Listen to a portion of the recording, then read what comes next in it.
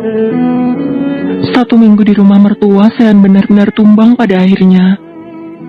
Perubahan cuaca, pola makan dan juga tidur yang sangat jauh berbeda membuat tubuh Sean terkejut hingga jatuh sakit.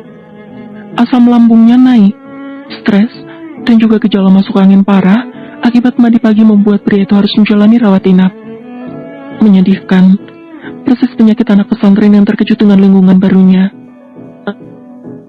Iya, kira-kira begitulah. Sean saat ini memilih pura-pura tidur lantaran malu mendengar pembicaraan keluarga istrinya. Meski sebelum ke rumah sakit keadaan cukup memanas, saat ini mereka justru mengkhawatirkan Sean. Kenapa juga dipaksa mandi sepagi itu, Zelina? Di rumahnya saja mungkin bangun jam 8. Jangan terlalu dipaksa. Zelina tidak memaksa Umi. Mas Sean melakukan semuanya sendiri. Jelas Zelina pada Umi Rosita yang mengira Sean selalu didikte oleh Zelina agar terbiasa dengan kehidupan mereka. Masa iya? Bohong dosa, Zelina. Tuduh Agam yang juga merasa bersalah karena sempat mengira Sean memang bersalah. Tidak, Mas. Zelina sama sekali tidak berbohong. Meski memang bangun tidurnya masih harus dibantu, tapi setelah membuka mata Sean akan berlalu sendiri ke kamar mandi. Tidak lupa pergi ke musola untuk menunaikan sholat subuh tanpa diperintah. Asam lambung. Dia puasa kemarin, Zelina. Tanya Kiai Hussein tampak berpikir. Setelah dia ingat kemarin siang menantunya tampak lemas ketika dia ajak untuk membersihkan sekitaran musola. Iya, Abi. Mas Sean ikut puasa kemarin, tapi aku sama sekali tidak memaksanya. Sudah menjadi kebiasaan Zelina puasa sunnah Senin Kamis. Kemarin bertepatan dengan hari Kamis, Zelina melakukan rutinitasnya. Tanpa Zelina duga, Sean ingin ikut dengan alasan ingin mencoba juga. Padahal alasan sebenarnya adalah karena dia malu jika makan sendirian, sementara serumah puasa semua. Bagaimana, Abi? Apa tidak sebaiknya hubungi orang tuanya? Kasihan sakit begini. Apa mungkin tidak pernah jauh dari ibunya? Bermodalkan statusnya sebagai putra konglomerat di luar kota, membuat Umi Rosita berpikir jika menantunya tengah mengalami kerinduan, lantaran sudah 1 minggu tidak pulang.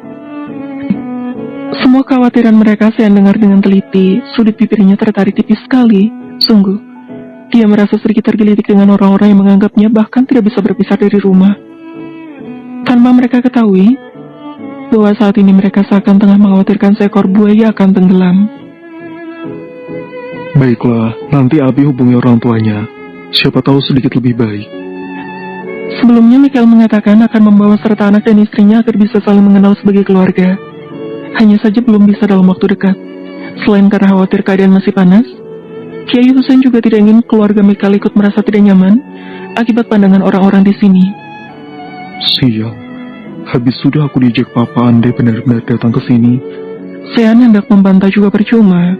Faktanya, saat ini dia memang butuh perawatan. Perutnya sama sekali tidak nyaman. Kepalanya sakit. Bahkan untuk membuka mata saja terasa berat. Sean lemah, mentalnya terutama. Pikiran Sean begitu buruk. Kekhawatiran akan Abrizan tunjuk tiba-tiba dalam memimpin doa, dan jadi imam masih menghantui pria itu. Akhir-akhir ini, dia kerap tidur larut malam akibat belajar tata cara sholat. Bermodalkan buku dari Zelina, dia akan berdiam diri di tepian ranjang, seraya meratapi bacaan-bacaan yang dahulunya sempat dia hafal. Sulit memang, dia sudah sangat dewasa untuk menghafal, otaknya sudah sangat tumpul. Hal itulah yang membuat Sean cukup sulit bahkan kerap tertidur dengan posisi asal. Biasanya Zelina yang akan memperbaiki posisi dan juga mengembalikan bukunya. Dia berusaha dengan sangat keras. Wajar saja jika dokter mengatakan Sean kurang istirahat. Semua yang sang suami lakukan tergambar jelas di otak Zelina, hingga membuat wanita itu hanya menghela napas pelan. Setelah Abi dan Uminya berlalu, saat ini Zelina hanya menjaganya sendirian. Sean yang awalnya pura-pura tidur, tampaknya kini tidur sungguhan. Tidurnya Sean benar-benar menghangatkan hati Zelina. Raut wajah setenang itu membuat Zelina ragu jika dia seburuk itu. Aku bukan pria baik-baik, Zelina. Kau pasti membenciku jika tahu bagaimana busuknya aku. Begitu jelas Sean mengatakannya beberapa waktu lalu, saat dimana Sean gusar, lantaran begitu sukar untuk menghafal Al-Kafirun. dan menganggap jika kesulitan ini diakibatkan oleh dosanya di masa lalu. Kamu orang baik, Mas. Cepat sembuh, setoranmu belum tuntas. Masih ada 3 ayat lagi. Bisik Zalina di telinga Sean yang kemudian menarik sudut bibirnya tipis. Ayat pertamanya saja aku sedikit lupa, Zalina. Hati Sean berdesir kala Zalina menyeka keringatnya di kening dengan penuh kelembutan. Sesekali wanita itu bahkan mengusap lembut rambut Sean yang mulai memanjang. Tanpa perlu Sean lihat bagaimana istrinya sekarang, pria itu seakan hendak loncat dari tempat tidur saat ini juga. Sakit saja terus, Sean. Kau suka begini kan? Sean tengah mengutuk dirinya sendiri yang justru bahagia, padahal tubuhnya luar biasa tersiksa. Mungkin karena terlalu lama tidak merasakan belayan lawan jenis. Beberapa tahun terakhir, memang dia tidak pernah merasakan kelembutan seorang wanita padanya, terkhusus wanita sesuci Zalina. Sean memang hanya sakit biasa, bukan COVID syndrome seperti yang Mahdania duga. Setelah sempat membuat agam naik darah, terbukti kecurigaan mereka sama sekali tidak benar. Setelah dirawat sehari semalam, keadaan Sean perlahan membaik. Namun dia belum diizinkan pulang sebelum benar-benar pulih. Keadaannya memang cukup mengkhawatirkan. Bibir Sean masih tampak pucat saat Zalina menyuapinya makan siang. Sebenarnya bisa sendiri, tapi berhubung istrinya yang berinisiatif, Sean tidak menolak sama sekali. Mungkin Zalina perhatian lantaran tangan Sean yang diinfus, tapi dia lupa masih ada tangan satunya. Lain kali kalau memang sudah merasa tidak enak badan itu bilang, jangan dipendam. Istrinya mulai bersuara. Sean menatap wajah Zalina yang saat ini tampak fokus menatap makan siang Sean. Makanan hambar, tidak ada rasanya menurut Sean. Anehnya dia tidak menolak setiap Zalina menyodorkan sendok ke mulutnya. Malas menjawab, lelah atau kenapa? Kira-kira begitulah pertanyaan Zalina kalau mendapat respon Sean. Tatapannya sejak tadi tidak berhenti, selalu terfokus pada sang istri yang kini mengerutkan dahi. Iya, aku dengar, Zalina. Seakan mengerti apa yang sang istri pikirkan, Sean bicara dengan senyum miring di sana. Senyum yang membuat Zalina sedikit merinding, karena memang terlihat asing. Apa mungkin karena mereka hanya berdua saja? Entahlah, yang jelas Sean tampak berbeda. Mas, kenapa? Apa ada sesuatu di wajahku? Tanya Zalina yang pada akhirnya mengungkapkan keresahannya. Lantaran sejak tadi tidak henti Sean tatap. Kau tidak bosan, Zal? Bukannya menjawab pertanyaan Zalina, dia justru balik bertanya. Bosan? Bosan kenapa? Cantik terus apa tidak bosan? Tanya Sean lagi dan berhasil membuat istrinya memerah seketika. Sejak tadi dia pandangi, semakin lama semakin betah. Dan lidahnya mendadak gatal ingin memujinya. Sebenarnya ingin dia utarakan hanya dengan kata istriku cantik sekali. Tapi Sean tidak ingin mengutarakannya belak-belakan semacam itu. Cuma senyum. Jawab dong. Sean tertawa sumbang melihat reaksi istrinya. Terlihat jelas, jika tidak pernah digoda laki-laki, hanya dengan pertanyaan semacam itu saja, Zalina bahkan memerah dan menghindari tatapan Sean. Lantas, bagaimana jika Sean berbuat lebih? Suapan terakhir, kata dokter harus habis. Tidak ada yang lebih menarik bagi Sean kecuali kalau wanita salah tingkah. Saat ini sang istri tengah dibuat memerah akibat gumelan receh Sean, yang seharusnya tidak berpengaruh apa-apa bagi kaum Hawa. Selang beberapa lama, saat-saat manis itu harus terusik dengan kehadiran keluarganya yang datang lebih cepat. Tidak lengkap, beruntung antek-antek Mikael tidak ikut serta, pikir Sean, kala melihat Mikael dan Zia yang kini masuk bersama mertuanya. Zalina yang menyadari kehadiran mertuanya sontak berdiri dan menyambut keduanya. Bersama Mikael memang sudah pernah, ketika akad dan sebelumnya, tapi bersama Zia belum sama sekali. Zalina terdiam sejenak.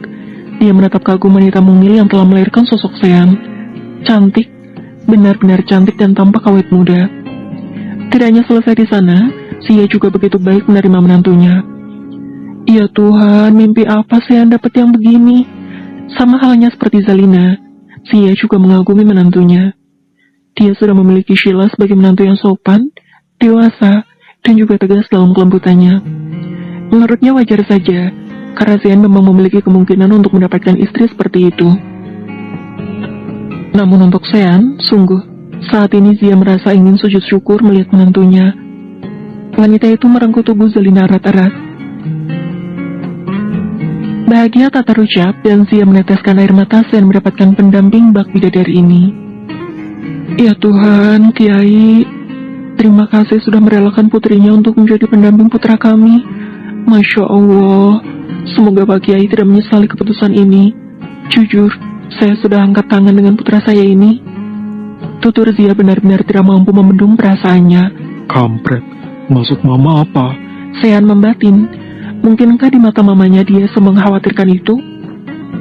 Pria itu menatap dalam diam mertuanya yang juga tertawa dan mengucapkan hal yang sama pada Zia. Saya percaya Allah tidak pernah salah dalam menentukan takdir.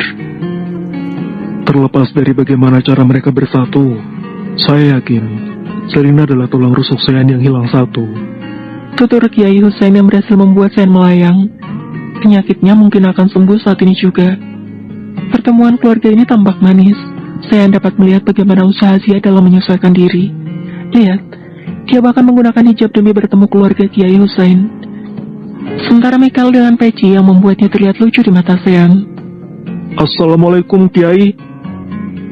Ketukan pintu disertai suara yang cukup familiar dan bisa dipastikan mengganggu ketenangan muncul seketika. Sean dan Kevin menyusul dengan membawakan keranjang buah di sana. Sean yang menyadari keberadaan Kiai Hussein di dalam ruangan, sontak menepuk bibirnya. Sungguh, dia pikirannya ada Sean serta keluarganya di sini. Waduh, ada Kiai sungguhan. Tidak Sean, sama saja. Michael hanya bisa berdiam dan membuang kegugupannya. Jangan ditanya semalu apa. Ingin sekali dia melempar wajah Sean dengan sapu lidi. Hehe, Abi, Umi, Assalamualaikum. Sean mencium punggung tangan mereka bergantian. Tidak sulit untuk Sean mencuri hati seseorang. Dahulu saja dia mampu menjadi menantu idaman, hanya karena dia yang sopan dari hal kecil semacam ini. Putramu begitu mirip. Tampan sekali. Yang ini siapa Pak Mikael? Ini Evan, menantu saya yang paling tua. Tutur Mikael mengenalkan menantu mode serius, yang memang konsisten dengan wajah datar dan sikap dinginnya. Wah, aku pikir putramu juga, karena mirip dari wajahnya. Bukan orang pertama yang mengatakan hal itu, sudah banyak. Bahkan sejak Evan baru dikenalkan sebagai menantu oleh Mikael. Sementara Evan berkenalan serius bersama Kiai Hussein, Sean kini menghampiri Sean yang kini duduk di pembaringan. Wajahnya terlihat mengejek, dan Sean sangat sadar itu. Waduh, Kiai, masa begini saja sudah sakit? Kau tahajud setiap malam atau apa sampai tumbang begini? Tanya Sean berbisik lantaran khawatir ada yang mendengar pertanyaannya. Kau mau mati? Berhenti memanggilku Kiai. Bisik Sean dengan giginya yang kini berkemelutuk. Hah, serius aku tanya. Kau sudah menerobosnya? Kalem Sean, apa kau tega? Sudah menjauh sana, bajingan. Kenapa kau menyebalkan sekali? Eits, jaga mulutnya. Masa menantu Kiai bicara kasar? Ya Tuhan, kenapa aku harus dikandung bersamaan manusia ini? Bersambung.